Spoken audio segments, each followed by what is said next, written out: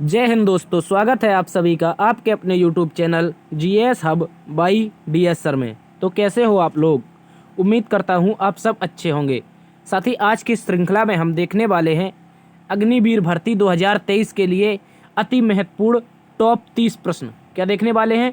जो अग्निवीर भर्ती है आपकी, जो आपकी 17 अप्रैल को परीक्षा होगी, उसके लिए इम्पोर्टेंट क्लास होगी जिसमें हम जीएस जीके के जो आपके टॉप 30 प्रश्न पूछे जाते हैं उनका हम डिटेल से अध्ययन करने वाले हैं, जो कि सारे के सारे प्रीवियस ईयर रहेंगे। तो आप सभी का स्वागत है आपके अपने YouTube channel GS hub by DS sir में। ठीक है, तो चलते हैं आज के पहले क्वेश्चन की तरफ। देखते हैं कौन से प्रश्न हमसे पिछली परीक्षाओं में पूछे गए थे। आज का पहला प्रश्न साथी आपसे कह रहा है, ये सारे के सारे आपके प्रीवियस ईयर क्वेश्चन है जो आपके आयोग ने पूछे हैं, आर्मी ने। तो याद रखेंगे, पहला प्रश्न हमसे कह रहा है साथी, सबसे गर्म ग्रह कौन सा है?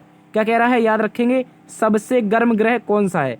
Which is the hottest planet? ये क्वेश्चन आपसे पूछा है। तो याद रखेंगे, इंग्लिश और हिंदी में दोनों में दो क्वेश्चन है आपके लिए जो कि सहायक साबित होंगे। पहला क्वेश्चन पूछा है, सबसे गर्म ग्रह कौन सा है? तो याद रखेंगे साथी, जो आपका शुक्र है। कौन सा? शुक्र ग्रह है, ये आपका सबसे गर्म ग्रह है। इंपॉर्टेंट है, याद रखेंगे। देखो, आपका सबसे पहले पड़ता है यहाँ पर सन। ठीक है, सन के बाद बुध। ठीक है साथी, याद रखेंगे, सन के बाद बुध, शुक्र, पृथ्वी और मंगल। इसके बाद पाई जाती है आपकी एस्ट्रॉइड बेल्ट। क्या पाई जाती है? एस्ट्रॉइड बेल्ट, यानी कि क्षुद्र ग्रह पट्टी। उसके बाद बृहस्पति, शनि, अरुण, वरुण, ये ग्रह पाए जाते हैं। ठीक है, कुल मिलाकर आप याद रखेंगे, आपका बुध जो आपका सूर्य है, सबसे पहले तो आपका सन हो जाएगा, सन के बाद बुध, शुक्र, पृथ्वी और मंगल। इनके जो आपकी क्षुद्र ग्रह पट्टी है, इसके आंतरिक जो ग्रह होते हैं, अंदर साइड ग्रह होते हैं सूर्य की साइड, उनको हम कहते हैं आंतरिक ग्रह। क्या कहते हैं? याद रखेंगे साथी, इंपॉर्टेंट क्वेश्चन है, कई बार पूछा जा चुका है। याद रखेंगे, जो आपके सूर्य के नज़दीक ग्रह हैं और क्षुद्र ग्रह पट्टी की सूर्य की तरफ है, इनको क्या कहते हैं? तो याद रखेंगे, आंतरिक ग्रह की संज्ञा दी जाती है इनको। और क्षुद्र ग्रह की पट्टी के जो बाहर ग्रह हैं उनको क्या कहते हैं साथी? उनको हम कहते हैं बाह्य ग्रह। ठीक है, इंपॉर्टेंट है, याद रखेंगे। और जो सबसे गर्म ग्रह की बात करें तो आपका शुक्र हो जाएगा, ना कि बुध। देखो, बुध आपका सन के करीब जरूर है, लेकिन ये आपका गर्म नहीं है, याद रखेंगे। इसका कारण है कि जो बुध है, इसका दिन का तापमान तो आपका 450 से 500 डिग्री सेल्सियस रहता है, लेकिन ये सर्दी जो आपकी रात होती है, रात में यही तापमान इसका माइनस में चला जाता है। इस कारण बुध आपका सबसे गर्म नहीं है, शुक्र सबसे गर्म है। ठीक है, इंपॉर्टेंट है, याद रखेंगे। तो हमने एक बात की, इनमें से कौन कौन से आंतरिक ग्रह हो जाएंगे? एक आपका शुक्र हो जाएगा, बुध हो जाएगा और मंगल हो जाएगा। ठीक है, याद रखेंगे, बुध, शुक्र, मंगल ये आपके आंतरिक ग्रह हैं। और जो बृहस्पति है, ये कैसा ग्रह है? ये बाह्य ग्रह है। ठीक है, इंपॉर्टेंट है, याद रखेंगे, ये ऐसा क्वेश्चन आपसे पूछा जाता है। ठीक है, तो चलते हैं आज के अगले क्वेश्चन की तरफ। यदि आपको क्लास में मजा आए तो आप क्लास को जरूर लाइक करें क्लास के अंत तक। ठीक है, दोस्तों में सेशन को शेयर करें, क्योंकि आर्मी जीडी के लिए, अग्निवीर के लिए इंपॉर्टेंट क्लास है आपकी। क्वेश्चन कह रहा है साथी, अगला कह रहा है, name of the first women air marshal, यानी कि प्रथम महिला एयर मार्शल कौन थी? कह रहा है साथी, भारत की प्रथम महिला एयर मार्शल कौन थी? तो याद रखेंगे, जो आपकी पद्मावती बंदोपाध्याय हैं। कौन सा थी? इंपॉर्टेंट है, याद रखेंगे, जो आपकी पद्मावती बंदोपाध्याय हैं, ये आपकी क्या थी? ये भारत की पहली महिला एयर मार्शल थी। इंपॉर्टेंट है, याद रखेंगे। इसके अलावा 2-3 महिलाओं की जिनकी हाल ही में नियुक्ति हुई है, उनको भी आप लोग याद रख लेंगे। जैसे सबसे पहले कैप्टन शिवा चौहान के बारे में याद रखेंगे। किसके बारे में दोस्तों? आप याद रखेंगे, जो कैप्टन शिवा चौहान है, इनकी हाल ही में सियाचिन में नियुक्ति हुई है। कहाँ पर? याद रखेंगे, जो सियाचिन ग्लेशियर है, यहाँ पर इनकी नियुक्ति हुई है। ये इसलिए इंपॉर्टेंट बन जाता है। ये भारत की पहली महिला बनी है कैप्टन शिवा चौहान, जिनकी सियाचिन में नियुक्ति हुई है। ठीक है, इंपॉर्टेंट है, याद रखेंगे इनके बारे में। ये क्वेश्चन इस बार आपसे आर्मी में पूछा जाएगा, अग्निवीर में। ठीक है, तो इसको स्टार बना के कहीं नोट कर लेंगे। कैप्टन शिवा चौहान जो है, ये आपकी सियाचिन में तैनात होने वाली, लद्दाख में तैनात होने वाली पहली महिला बनी है। ठीक है, इंपॉर्टेंट है, याद रखेंगे। इसके अलावा याद रखेंगे साथी, आप एक भूटान में तैनात हुई हैं आपकी कैप्टन, उनका नाम है सुरभि। क्या नाम है? याद रखेंगे, जो भूटान में तैनात हुई हैं, सुरभि जखमोला नाम करके। ठीक है, याद रखेंगे, जो सुरभि जखमोला है, ये आपके भूटान में तैनात होने वाली पहली महिला बनी है। कौन सी महिला? याद रखेंगे, भूटान में तैनात होने वाली पहली। सुरभि जखमोला के बारे में आप लोग याद रखेंगे, ये भूटान में तैनात होने वाली पहली महिला है। इन दो में से कोई ना कोई क्वेश्चन आपको आपकी 17 अप्रैल की परीक्षा में पूछा जाने वाला है। इंपॉर्टेंट है, सबसे पहले तो कैप्टन शिवा चौहान, जो कि सियाचिन में तैनात होने वाली पहली महिला है, और दूसरी आपकी सुरभि जखमोला, जो कि आपकी भूटान में तैनात होने वाली पहली महिला है। और जो भूटान में तैनात हुई हैं, ये ऑपरेशन दंतक के तहत हुई हैं। कौन से ऑपरेशन? याद रखेंगे, ऑपरेशन दंतक के तहत सुरभि जखमोला को भूटान में तैनात किया गया है। इंपॉर्टेंट है, याद रखेंगे। ये 2 महिलाएं आपके परीक्षा के लिए इंपॉर्टेंट है, याद रखेंगे। चलते हैं आज के अगले क्वेश्चन की तरफ। आज का साथी अगला क्वेश्चन हमसे पूछा है सुंदरवन इज फेमस फॉर, यानी कि सुंदरवन किसके लिए प्रसिद्ध है। इंपॉर्टेंट क्वेश्चन है, याद रखेंगे। सुंदरवन किसके लिए प्रसिद्ध है। बात करें सुंदरवन की तो आप लोग जानते होंगे साथी, जो आपका भारत और बांग्लादेश का पश्चिम, जो बांग्लादेश है, इस तरह से बांग्लादेश और बांग्लादेश के अलावा भारत का एक वेस्ट बंगाल राज्य है। कौन सा? वेस्ट बंगाल। इसका जो नीचे का हिस्सा है ये क्या कहलाता है, याद रखेंगे, सुंदरवन कहलाता है। और सुंदरवन में आपकी गंगा, कौन कौन सी नदियां, याद रखेंगे, गंगा और ब्रह्मपुत्र का डेल्टा बनता है। किसका? गंगा और जो ब्रह्मपुत्र है इसका डेल्टा बनता है। इंपॉर्टेंट है, याद रखेंगे। गंगा ब्रह्मपुत्र का डेल्टा कहाँ पर बनता है साथी, याद रखेंगे, ये आपका जो आपका पश्चिम बंगाल है और बांग्लादेश में बनता है, इसको याद रखेंगे गंगा ब्रह्मपुत्र के बारे में। इसी में जो आपका सुंदरवन बनता है, जो सुंदरवन जंगल है, ये आपका गंगा और ब्रह्मपुत्र के डेल्टा से मिलकर बनता है। और यहाँ पर आपके टाइगर पाए जाते हैं। क्या साथी? तो याद रखेंगे, टाइगर पाए जाते हैं। इंपॉर्टेंट क्वेश्चन है, याद रखेंगे। ऑप्शन सी इसका राइट आंसर हो जाएगा। जो आपके टाइगर हैं ये सुंदरवन के लिए प्रसिद्ध है। और याद रखेंगे एक टाइगर प्रोजेक्ट के बारे में आप लोग, ये क्वेश्चन भी पूछ सकता है आपसे। टाइगर प्रोजेक्ट आपका 1972 में आया था। इसी के तहत टाइगर को भारत का राष्ट्रीय पशु बनाया गया था। क्या बनाया गया था साथी? जो आपका राष्ट्रीय पशु है, राष्ट्रीय पशु किसे बनाया गया था? तो याद रखेंगे टाइगर यानी कि बाघ को। और ये प्रोजेक्ट कौन था? 1972 का था। इससे पहले भारत का राष्ट्रीय पशु क्या होता था? तो याद रखेंगे शेर होता था। ठीक है, जो सुंदरवन है यहाँ पर आपके टाइगर पाए जाते हैं। इंपॉर्टेंट है, याद रखेंगे। ठीक है, और सुंदरवन में एक चीज और याद रख लेंगे साथी, आपकी मैंग्रोव वनस्पति पाई जाती है। क्या पाई जाती है? तो याद रखेंगे मैंग्रोव वनस्पति भी सुंदरवन में पाई जाती है। चलते हैं आज के अगले क्वेश्चन की तरफ। आज का साथी अगला क्वेश्चन कह रहा है हमसे यूएनओ का मुख्यालय कहाँ पर है। Where is the headquarter of UNO. ठीक है, याद रखेंगे यूएनओ का मुख्यालय कहाँ पर स्थित है, ये क्वेश्चन आपसे पूछा है। तो सभी साथी याद रखेंगे यूएनओ का मुख्यालय कहाँ पर हो जाएगा? न्यूयॉर्क में हो जाएगा। कहाँ पर साथी? न्यूयॉर्क में हो जाएगा। और यूएनओ की बात करें तो साथी इसकी स्थापना हुई थी 24 अक्टूबर। कब हुई थी? इंपॉर्टेंट क्वेश्चन है, याद रखेंगे। 24 अक्टूबर 1945 को दूसरे विश्व युद्ध की समाप्ति के बाद इसकी स्थापना होती है। 24 अक्टूबर 1945 को यूएनओ की स्थापना होती है, जब दूसरा विश्व युद्ध समाप्त हो जाता है। ठीक है, याद रखेंगे। और याद रखेंगे इसमें कुल कितने देश हैं, तो आप लोग कमेंट बॉक्स में छाप के बताएंगे कुल कितने देश हैं। ठीक है, अच्छे से याद रखेंगे इसको। इसमें हो जाएंगे आपके 193 देश। कितने? 193, 193 देश इसमें शामिल हो जाएंगे यूएनओ में। ठीक है, इसको याद रखेंगे। कितने देश साथी? 193 देश। ठीक है, यूएनओ में शामिल है। और इसकी स्थापना 24 अक्टूबर 1945 को हुई थी। और इसके मुख्यालय की बात करें तो न्यूयॉर्क में हो जाएगा।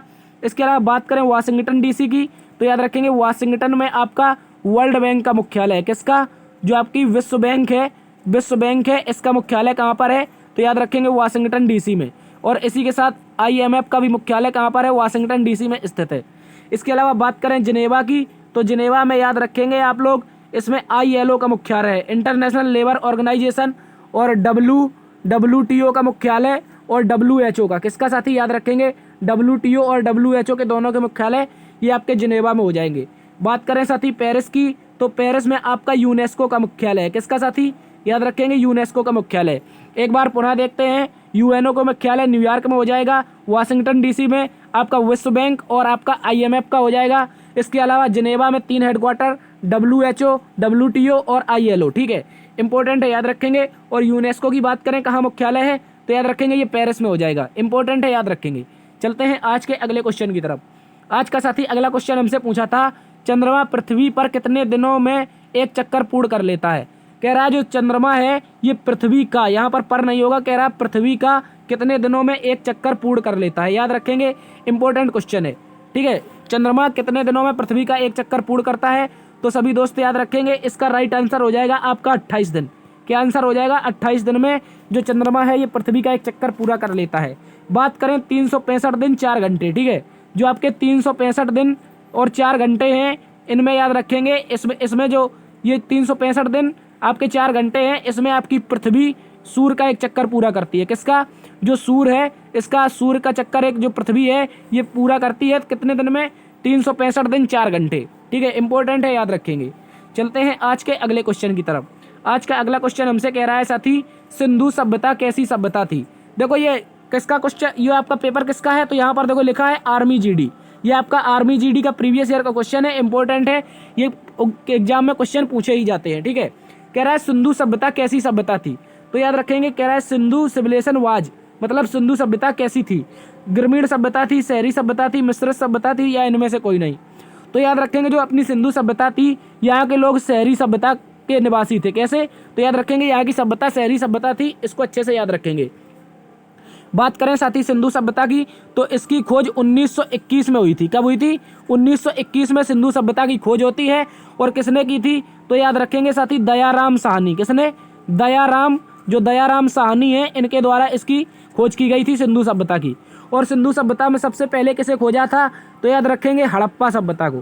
किसको साथी? जो हड़प्पा शहर है, हड़प्पा शहर को सर्वप्रथम खोजा गया था, इसलिए सिंधु सभ्यता को हम कभी कभी हड़प्पा सभ्यता भी कह देते हैं। ठीक है, इंपॉर्टेंट है, याद रखेंगे। इसके अलावा बात करें ग्रामीण सभ्यता कौन थी, तो यह आपने सुना होगा साथी एक मेसोपोटामिया की सभ्यता होती थी। कौन सी? जो आपकी मेसोपोटामिया की सभ्यता थी, ये आपकी कैसी थी? तो याद रखेंगे ये आपकी कैसी थी? ये आपकी ग्रामीण सभ्यता थी। और शहरी सभ्यता कैसी थी? तो सिंधु सभ्यता जो थी ये आपकी शहरी सभ्यता थी। यहाँ के लोग शहरों की तरह निवास करते थे, क्योंकि आपने देखा होगा यहाँ पर कुछ इस तरह से गलियाँ होती थी। ठीक है, ग्रिड पद्धति में इनके घर बने होते थे और यहाँ की गलियाँ होती थी। इंपॉर्टेंट है, याद रखेंगे। और सिंधु सभ्यता का नाम सिंधु कैसे पड़ा? तो याद रखेंगे ये सभ्यता सिंधु नदी के किनारे थी, इसलिए इसको हम सिंधु सभ्यता के नाम से जानते हैं। चलते हैं आज के अगले क्वेश्चन की तरफ। आज का साथी अगला क्वेश्चन कह रहा है सबसे अधिक गन्ना किस राज्य में उत्पादित होता है, यानी कि ऐसा कौन सा राज्य है जो सर्वाधिक गन्ना का उत्पादन करता है। Which is the largest sugarcane producing state. याद रखेंगे बात करें गन्ना की, तो सर्वाधिक गन्ना के मामले में उत्तर प्रदेश प्रथम स्थान पर आता है। जो आपका उत्तर प्रदेश है ये गन्ना उत्पादन के मामले में पहले स्थान पर आता है। महाराष्ट्र को याद रखेंगे ये चीनी उत्पादन में पहले स्थान पर है। जो चीनी उत्पादन होता है साथी, इसमें पहले स्थान पर कौन है? तो याद रखेंगे ये आपका महाराष्ट्र हो जाएगा। ठीक है, इंपॉर्टेंट है, याद रखेंगे। बात करें कर्नाटक की, तो सॉरी यहाँ पर आंध्र प्रदेश की बात करें, तो याद रखेंगे इसकी नई राजधानी आपकी विशाखापट्टनम बन चुकी है। क्या बन चुकी है साथी? आंध्र प्रदेश की नई राजधानी विशाखापट्टनम बन चुकी है। अच्छे से इसको याद रखेंगे। इसके अलावा कर्नाटक, तो कर्नाटक में याद रखेंगे आप लोग इसकी राजधानी कहाँ पर है? बेंगलोर में इसकी राजधानी है। बेंगलुरु इसकी क्या है? तो याद रखेंगे राजधानी है। इंपॉर्टेंट है, याद रखेंगे। चलते हैं आज के अगले क्वेश्चन की तरफ। आज का साथी अगला क्वेश्चन कह रहा है सबसे अधिक साक्षरता दर किस राज्य में है। क्या कह रहा है? Which state has the highest literacy rate, यानी कि सबसे अधिक साक्षरता दर किस राज्य में है। तो सभी साथी याद रखेंगे इसका आंसर हो जाएगा केरल। क्या हो जाएगा? याद रखेंगे इसका आंसर केरल हो जाएगा। और केरल में कहाँ? याद रखेंगे ये कौन सी जनगणना है? तो 2011 की जनगणना के अनुसार केरल में सर्वाधिक साक्षरता दर हो जाएगी। इंपॉर्टेंट है, याद रखेंगे। इसके अलावा साथी बात करें मिजोरम की, तो छोटे राज्यों में, कैसे राज्यों में? छोटे राज्यों में पूछ लेगा सर्वाधिक साक्षरता दर कहाँ पर है। तो याद रखेंगे मिजोरम में, छोटे राज्यों में सर्वाधिक साक्षरता दर है। और बड़े राज्यों की बात करें तो केरल आपका हो जाएगा सही आंसर। ठीक है, बात करें साथी गुजरात की, तो गुजरात की सबसे बड़ी तटीय सीमा है। कैसी? याद रखेंगे सबसे बड़ी, यानी कि तटीय सीमा। कैसी सीमा? तटीय सीमा। जो गुजरात राज्य है ये सबसे ज्यादा समुद्र से सीमा लगाता है। किससे? तो याद रखेंगे समुद्र से सर्वाधिक सीमा लगाता है। इसी को साथी हम सबसे बड़ी तटीय सीमा कहते हैं। इंपॉर्टेंट क्वेश्चन है, याद रखेंगे। आर्मी जीडी के लिए यदि आपका पेपर है तो उससे पहले ये क्लास को जरूर देख के जाएं, ये आपकी इंपॉर्टेंट क्लास साबित होगी। ठीक है, चलते हैं आज के अगले क्वेश्चन की तरफ। आज का साथी अगला क्वेश्चन हमसे कह रहा है राज्यसभा में विधानसभा, क्या कह रहा है? राज्यसभा में विधानसभा को कौन भंग कर सकता है। इंपॉर्टेंट है, याद रखेंगे। जो राज्य है, राज्य में विधानसभा को कौन भंग कर सकता है। तो याद रखेंगे who dissolve the legislative assembly in state, यानी कि राज्य में आपकी जो विधानसभा होती है इसको कौन भंग कर सकता है। तो याद रखेंगे राज्य का सबसे बड़ा अधिकारी कौन होता है? तो राज्यपाल होता है। कौन होता है साथी? राज्यपाल। और राज्यपाल चाहे तो विधानसभा को भंग कर सकता है। ठीक है, इंपॉर्टेंट है। लेजिस्लेटिव असेंबली को भंग कौन कर सकता है? तो याद रखेंगे गवर्नर। इंपॉर्टेंट है, याद रखेंगे। इसका आंसर क्या हो जाएगा? Governor is the right answer. और वर्तमान में बात करें उत्तर प्रदेश के गवर्नर कौन है, तो याद रखेंगे उत्तर प्रदेश के गवर्नर हो जाएंगे आपकी आनंदीबेन पटेल। कौन हो जाएंगी? श्रीमती आनंदीबेन पटेल क्या हो जाएंगी? आपकी गवर्नर हो जाएंगी। ठीक है, इंपॉर्टेंट है, याद रखेंगे इनको अच्छे से। आनंदीबेन पटेल यहाँ की गवर्नर है। इसके अलावा आप मध्य प्रदेश की याद रखेंगे। मध्य प्रदेश के आपके छगन भाई मंगू भाई पटेल हो जाएंगे। क्या हो जाएंगे? याद रखेंगे छगन भाई मंगू भाई पटेल। ठीक है, छगन भाई मंगू भाई पटेल को याद रखेंगे, ये आपके मध्य प्रदेश के गवर्नर हो जाएंगे। राष्ट्रपति की बात करें तो भारत की नई राष्ट्रपति कौन बनी है? श्रीमती द्रौपदी मुर्मू। कौन बनी है? जो आपकी द्रौपदी मुर्मू है ये आपकी कौन बनी है, तो याद रखेंगे ये नई राष्ट्रपति बनी है। इसके अलावा उपराष्ट्रपति कौन बने हैं नए, तो याद रखेंगे साथ ही ये जगदीप धनखड़ कौन बने हैं। उपराष्ट्रपति की बात करें तो आपके जगदीप धनखड़ नए उपराष्ट्रपति है। ठीक है, इंपॉर्टेंट है, याद रखेंगे जगदीप धनखड़ आपके नए उपराष्ट्रपति हो जाएंगे। चलते हैं आज के अगले क्वेश्चन की तरफ। आज का साथी अगला क्वेश्चन हमसे कह रहा है भारत की सबसे लंबी सीमा किस देश के साथ लगती है, तो याद रखेंगे भारत की सबसे लंबी सीमा लगती है साथी बांग्लादेश के साथ। किसके साथ, बांग्लादेश के साथ सबसे लंबी सीमा लगती है। इसकी कुल सीमा कितनी लगती है, तो 4096.7 किलोमीटर। कितनी इंपॉर्टेंट है, याद रखेंगे 4096.7 किलोमीटर कुल सबसे ज़्यादा लंबी सीमा किसकी लगती है, तो याद रखेंगे भारत की सबसे लंबी सीमा किसी देश से लगती है, तो उसका आंसर हो जाएगा बांग्लादेश। 4096.7 किलोमीटर कुल सीमा। दूसरे नंबर पर चीन से, तीसरे नंबर पर पाकिस्तान से और चौथे नंबर पर नेपाल से लगती है। ठीक है, इंपॉर्टेंट है, याद रखेंगे बांग्लादेश पूर्ण रूप से भारत का ही हिस्सा था पहले। 1971 में इसको आज़ाद किया गया। कब किया गया, तो याद रखेंगे 1971 में जब भारत ने पाकिस्तान को ठोका था, तो उस समय एक नया देश बना था जिसका नाम क्या था, बांग्लादेश था। इसको अच्छे से याद रखेंगे। चलते हैं आज के अगले प्रश्न की तरफ। आज का साथी अगला प्रश्न कह रहा है हमसे, कह रहा है कोलकाता किस नदी के किनारे स्थित है। क्या कह रहा है, कोलकाता किस नदी के किनारे स्थित है, तो याद रखेंगे जो हुगली नदी है। कौन सी साथी, जो आपकी हुगली नदी है, इसका राइट आंसर हो जाएगा हुगली नदी। सरयू नदी की बात करें तो यहाँ पर हो जाएगी आपकी अयोध्या। क्या साथी, याद रखेंगे सरयू नदी के किनारे कौन है, तो अयोध्या। गोमती नदी के किनारे कौन हो जाएगा, आपका लखनऊ हो जाएगा। ठीक है, याद रखेंगे गोमती नदी के किनारे लखनऊ। और गोदावरी के किनारे कौन सा हो जाएगा, नासिक शहर। इंपॉर्टेंट है, नासिक शहर गोदावरी के किनारे हो जाएगा। और हुगली के किनारे कौन हो जाएगा, आपका कोलकाता। इंपॉर्टेंट क्वेश्चन है, याद रखेंगे। चलते हैं आज के अगले प्रश्न की तरफ। आज का अगला प्रश्न कह रहा है साथी, क्या कह रहा है, तो याद रखेंगे ये आज का अगला प्रश्न कह रहा है पृथ्वी सम्मेलन 1992 कहाँ पर हुआ था। क्या कह रहा है, जो पृथ्वी सम्मेलन था 1992 का कहाँ पर हुआ था, तो याद रखेंगे रियो द जनेरियो में। कहाँ पर साथी, रियो द जनेरियो में ये इसका आयोजन होता है। ये कहाँ पर पड़ता है साथी, तो याद रखेंगे ब्राजील में पड़ता है। जो ब्राजील देश है आपका साउथ अमेरिका महाद्वीप का। कहाँ का, तो साउथ जो अमेरिका कॉन्टिनेंट है इसका आपका ब्राजील देश है सबसे बड़ा। इसी में आपका रियो द जनेरियो पड़ता है। और यहीं पर 2016 के ओलंपिक गेम्स हुए थे। याद रखेंगे रियो द जनेरियो में 2016 के ओलंपिक गेम्स हुए थे। और यहीं पर 1992 में पहला पृथ्वी सम्मेलन हुआ था। अच्छे से इसको याद रखेंगे। पेरिस की अभी हमने बात की थी, यहाँ पर किसका मुख्यालय है, तो यूनेस्को का मुख्यालय हो जाएगा पेरिस में। इसके अलावा वाशिंगटन में WB का यानी कि वर्ल्ड बैंक का, और इसके अलावा IMF का, इंटरनेशनल मॉनेटरी फंड। ठीक है, इंपॉर्टेंट है, याद रखेंगे IMF और WB। जिनेवा की बात करें तो WHO का मुख्यालय यहाँ पर स्थित है। इसके अलावा अगला प्रश्न हमसे पूछा गया था साथी, कह रहा था सिलिकॉन वैली कहाँ स्थित है। सिलिकॉन वैली सिचुएटेड इन, यानी कि सिलिकॉन वैली कहाँ पर स्थित है, तो याद रखेंगे सिलिकॉन वैली आपकी अमेरिका में स्थित है। ठीक है, इंपॉर्टेंट है, याद रखेंगे जो सिलिकॉन वैली है ये कहाँ पर हो जाएगी, अमेरिका में स्थित हो जाएगी। एक अच्छा क्वेश्चन है, याद रखेंगे। इसके अलावा पूछ ले भारत में सिलिकॉन वैली कहाँ पर स्थित है। क्या पूछ ले आपसे, भारत में पूछ ले तो सभी साथी याद रखेंगे भारत में केरल में। कहाँ पर साथी, जो केरल है इसको सिलिकॉन वैली का स्टेट कहते हैं। इंपॉर्टेंट है, याद रखेंगे भारत में सिलिकॉन वैली कहाँ पर है, तो आपकी केरल में हो जाएगी। और विश्व में कहाँ पर है, तो USA में यानी कि अमेरिका में हो जाएगी। ठीक है, रसिया की बात करें तो ये सबसे उत्तरी देश है। कैसा, सबसे उत्तरी देश स्थित है। याद रखेंगे कहाँ पर, पृथ्वी में सबसे उत्तरी देश कौन सा है, तो रसिया है। और विश्व का सबसे बड़ा देश भी है। कैसा, तो विश्व का सबसे बड़ा देश है। फ्रांस की बात करें तो फ्रांस आपका यूरोपीय देश हो जाएगा। और जापान आपका प्रशांत महासागर में स्थित एक देश है। कहाँ पर, जापान आपका प्रशांत महासागर का एक देश है। ठीक है, अच्छे से याद रखेंगे। चलते हैं आज के अगले प्रश्न की तरफ।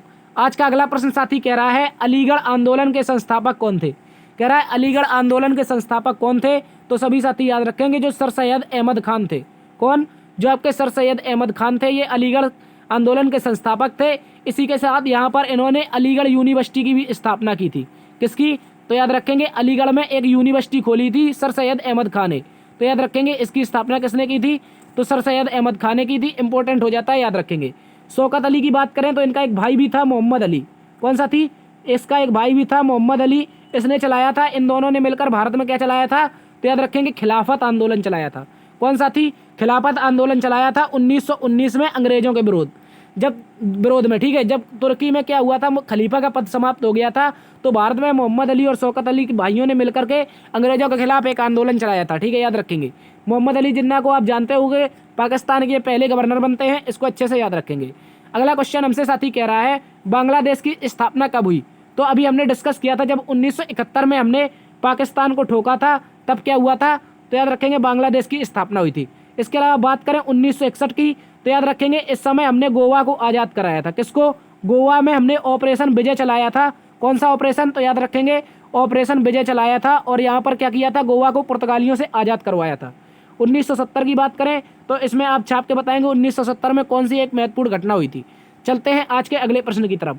आज का अगला प्रश्न कह रहा है साथी, ऐसी कौन सी धातु है जिसे चाकू से काटा जा सकता है?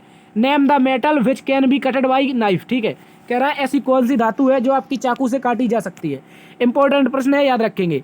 इसमें आपकी सोडियम एक ऐसी धातु है जो आपकी चाकू से काटी जा सकती है। इसके अलावा दो और धातुएं हैं जिनको हम चाकू से काट सकते हैं, उनमें आपकी लिथियम हो जाएगी। कौन सी? लिथियम हो जाएगी और आपकी पोटेशियम हो जाएगी। ये ऐसी धातुएं हैं तीन, इनको क्या करते हैं, इनको हम चाकू से काट सकते हैं। इंपॉर्टेंट है, याद रखेंगे। सोडियम धातु चाकू से काटी जा सकती है, लिथियम और पोटेशियम। एल्यूमिनियम की बात करें तो इसका संकेत होता है Al। क्या होता है? Al होता है। और सिल्वर का क्या होता है? Ag होता है।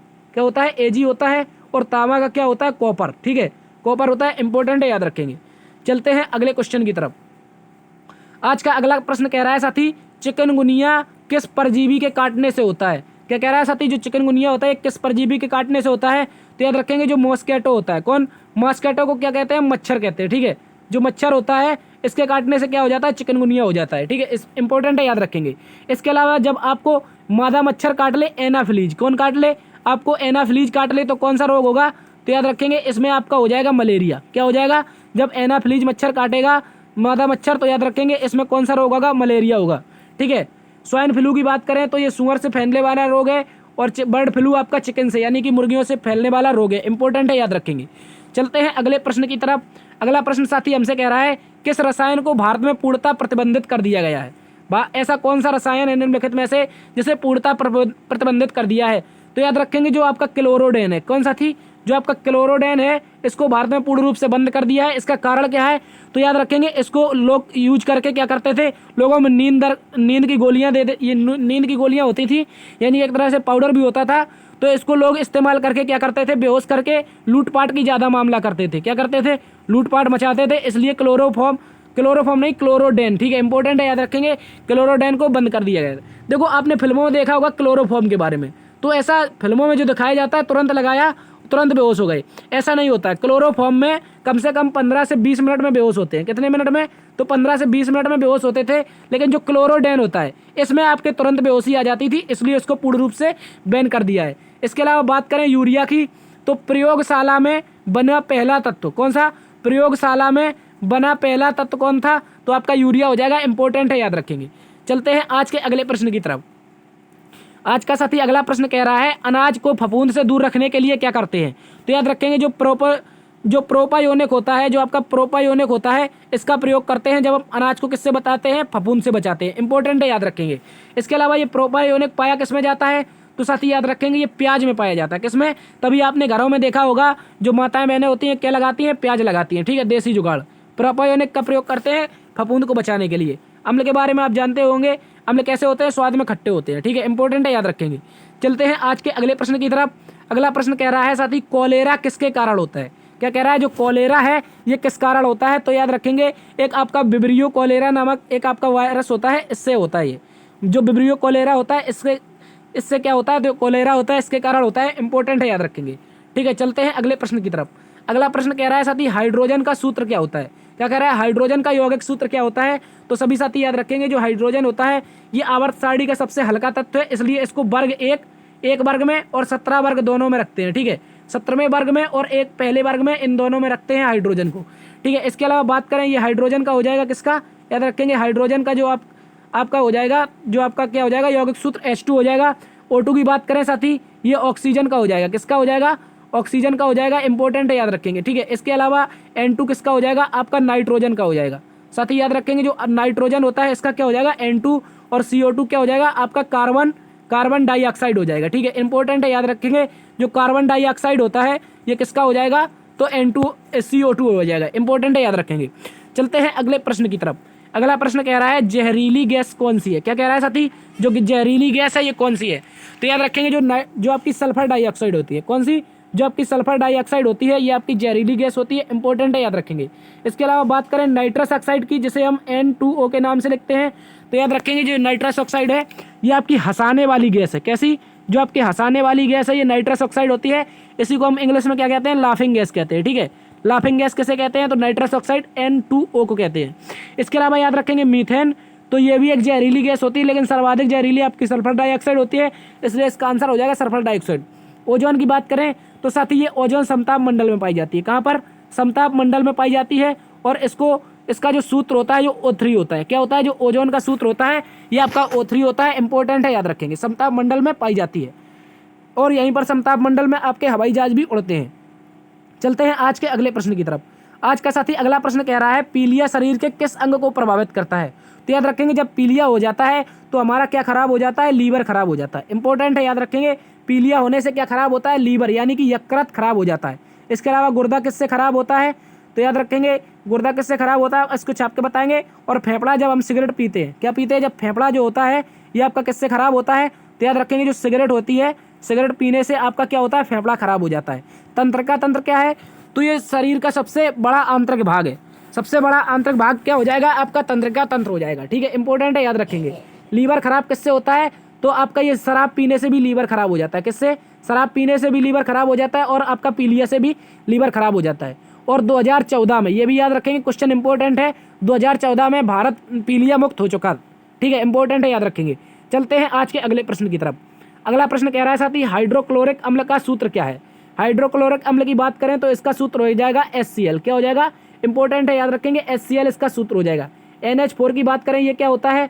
ये आपका अमोनिया होता है। क्या साथी? जो आपका अमोनिया होता है ये क्या होता है? NH4 होता है। इसके अलावा H2O3 क्या होता है? ये आप कमेंट बॉक्स में छाप के बताएंगे। चलते हैं अगले प्रश्न की तरफ। अगला प्रश्न कह रहा है कंकाल की आयु का पता कैसे लगाते हैं? कंकाल की आयु का पता कैसे लगाते हैं? तो सभी साथी याद रखेंगे जब आपकी खोजें होती हैं तो उनमें जो जीवाश्म मिलते हैं उनके पता लगाते हैं हम कार्बन डेटिंग के आधार पर। जो कार्बन डेटिंग मेथड होता है यानी कि कार्बन 14 का प्रयोग करते हैं इसमें, और इससे क्या होता है हम आपकी कंकाल यानी कि हड्डियों का पता लगा सकते हैं। इसके अलावा आयरन डेटिंग की बात करें तो पेड़ पौधों की उम्र का पता लगाया जाता है, इंपॉर्टेंट है, याद रखेंगे। चलते हैं अगले प्रश्न की तरफ। अगला प्रश्न कह रहा है तरंग दैर्ध्य का SI मात्रक क्या होता है? क्या कह रहा है? जो what is the SI unit of wavelength, ठीक है, यानी कि तरंग दैर्ध्य का आपका SI मात्रक क्या होता है? तो सभी साथी याद रखेंगे इसका आंसर हो जाएगा मीटर। क्या हो जाएगा? मीटर इसका राइट आंसर हो जाएगा, इंपॉर्टेंट है, याद रखेंगे। सेकंड की बात करें ये किसका हो जाएगा साथी? ये समय का हो जाएगा। मिनट किसका हो जाएगा? ये समय का बड़ा मात्रक। और सेंटीमीटर ये दूरी का छोटा मात्रक। कैसा? दूरी का छोटा मात्रक। और मीटर ये तरंग दैर्ध्य का मात्रक हो जाएगा, ठीक है, याद रखेंगे। चलते हैं अगले प्रश्न की तरफ। अगला प्रश्न कह रहा है साथी जो कोल होता है, क्या कह रहा है? कह रहा है जो आपका कोल गैस होती है ये किसका मिश्रण होती है? कोल गैस किसका मिश्रण होती है? तो याद रखेंगे जो कार्बन मोनोऑक्साइड होता है। क्या होता है? CO का फार्मूला होता है, याद रखेंगे। ये किसका होता है? कार्बन मोनोऑक्साइड, इंपॉर्टेंट है, याद रखेंगे। कार्बन मोनोऑक्साइड का फॉर्मूला क्या होता है? तो याद रखेंगे CO होता है। ZnSO4 की बात करें तो ये आपका किसका हो जाएगा? जिंक सल्फेट का। किसका? याद रखेंगे जो आपका जिंक सल्फेट होता है इसका फॉर्मूला क्या हो जाएगा? ZnSO4 हो जाएगा। इसके अलावा H2SO4 ये सल्फ्यूरिक अम्ल होता है। 2NH3 क्या हो जाता है? अम्लराज होता है। चलते हैं अगले प्रश्न की तरफ। अगला प्रश्न साथी हमसे कह रहा है इनमें से कौन एक मिश्रण नहीं है? देखो वर्षा के पानी की बात करें साथी तो आप याद रखेंगे वर्षा का पानी सबसे शुद्ध पानी होता है। कैसा? सबसे शुद्ध पानी होता है। और इसमें आपको क्या नहीं लगता है? करंट नहीं लगता है, इंपॉर्टेंट है, याद रखेंगे। जो वर्षा का पानी होता है इसमें आपको करंट नहीं लग सकता है। लेकिन जो समुद्र का पानी होता है, किसका? समुद्र में बहुत सारी जीव जंतु वनस्पतियां पाई जाती हैं, तो क्या हो जाएगा? समुद्र का पानी आपका मिश्रण हो जाएगा, ठीक है, मिश्रण पूछा है तो याद रखेंगे समुद्र का पानी मिश्रण हो जाएगा, ठीक है। लिक्विड सोप की बात करें ये आपका क्या हो जाएगा? साबुन की तरह कार्य करता है। लेकिन आपका जो आपका वर्षा का पानी होता है ये कैसा होता है? सबसे शुद्ध पानी होता है, इसमें करंट नहीं दौड़ता है। लेकिन जो आपका यूरिन होता है, ठीक है, यानी कि जो आपका यूरिन होता है इसमें आपका करंट दौड़ जाता है। जो समुद्र का पानी है ये कैसा है? मिश्रण हो जाएगा, ठीक है। चलते हैं अगले प्रश्न की तरफ। अगला प्रश्न कह रहा है सबसे कम तरंग दैर्ध्य किसकी होती है? क्या कह रहा है? जो सबसे कम तरंग दैर्ध्य निम्नलिखित में से कौन से रंग की होती है? बात करें सबसे कम तरंग दैर्ध्य की तो इसका आंसर हो जाएगा पर्पल। क्या हो जाएगा साथी? पर्पल, यानी कि जो बैगनी रंग होता है इसकी सबसे कम तरंग दैर्ध्य होती है। सबसे ज्यादा की बात करें किसकी? सबसे ज्यादा किसकी होती है? तो सभी विद्यार्थी याद रखेंगे लाल जो रंग होता है आपका, जो आपका लाल रंग होता है इसकी तरंग दैर्ध्य सबसे ज्यादा होती है। चलते हैं अगले प्रश्न की तरफ। अगला प्रश्न कह रहा है सबसे ज्यादा भेदन क्षमता निम्नलिखित में से किसकी होती है? तो भेदन क्षमता की बात करें साथी, यहाँ पर जो आपकी गामा किरणें हो जाएंगी, कौन सी, जो आपकी गामा किरणें हो जाएंगी, इनकी भेदन क्षमता सर्वाधिक होगी। इंपॉर्टेंट है, याद रखेंगे। ठीक है, तो ये थी साथी आज की टॉप 30 प्रश्न। यदि आपको प्रयास और आज का प्रीवियस ईयर का एग्जाम पसंद आया होगा तो आप सेशन को लाइक करेंगे, दोस्तों में शेयर करेंगे, चैनल पर नए हैं तो सब्सक्राइब करेंगे। देखते रहिए GS hub by DS sir. मिलते हैं अगली वीडियो में, तब तक के लिए अपना ख्याल रखना। जय हिंद।